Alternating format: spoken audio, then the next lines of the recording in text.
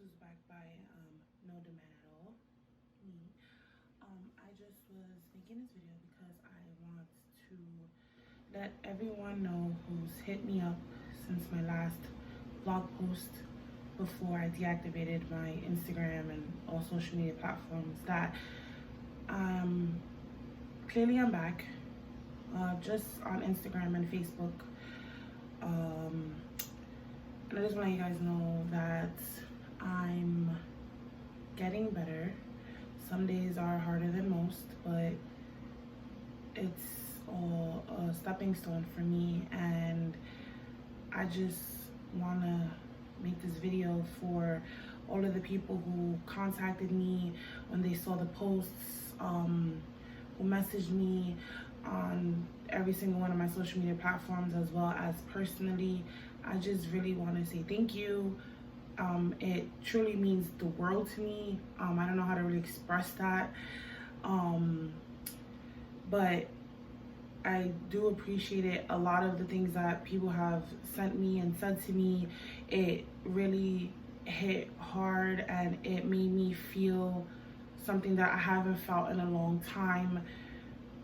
And it just made me feel like I matter, which is weird to want to go on social media and do that, but it wasn't for social media. It was me just showing the real and the raw, and how, you know, life isn't what you see in pictures and, you know, 3-second videos and things like that. Like, there's always a lot behind those things.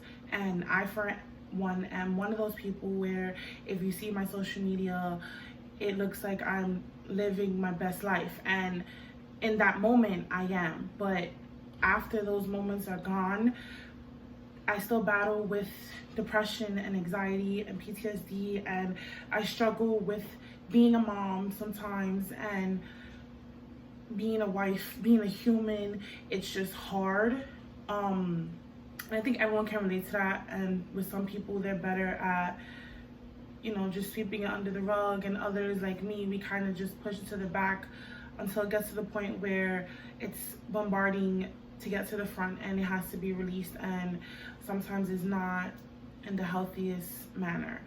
I also just want to let everyone know who did message me, even though I didn't reply at those times, it wasn't me ignoring you. It was just my headspace was just not there.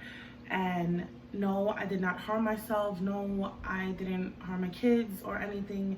It was more just a lot of my mentality, the way I was feeling, the rushes, the anxiety was just skyrocketing. And usually when I get excited, I don't really know what to do. I try to just, you know, I try to do a million different things to avoid dealing with what's causing me to feel how I feel at those moments, at those times.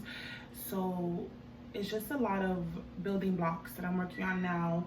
I am in therapy once again, and I started detoxifying my life in a sense. Just realizing a lot of people that I have around me, sometimes their energies aren't combining well with mine, whether it's coming from me or from them, I don't know, but I know I'm just trying to work on me, and that's what the focus is. Because at the end of the day, you know, outside of social media, I am a mom, and my kids mean the world to me, even though I choose to keep them relatively private off of my platforms. But yes, my kids are my life. My kids have been my rock. You know, my husband has been a help.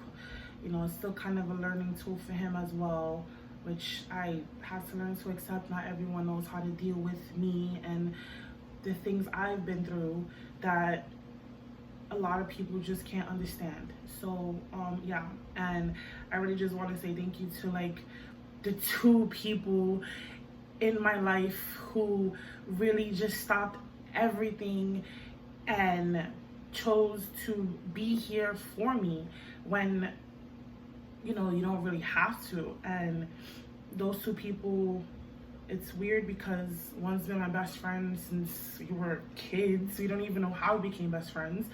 And then another one, I met her in a period of my life where it was like this huge transition. I moved 3,000 miles away from home. I didn't know what the hell I was doing, and she came into my life at a time where I was trying to find myself as a wife, as this newfound adult.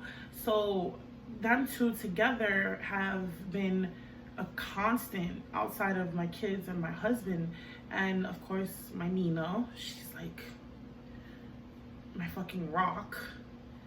She's the best secondary mom I can ask for. And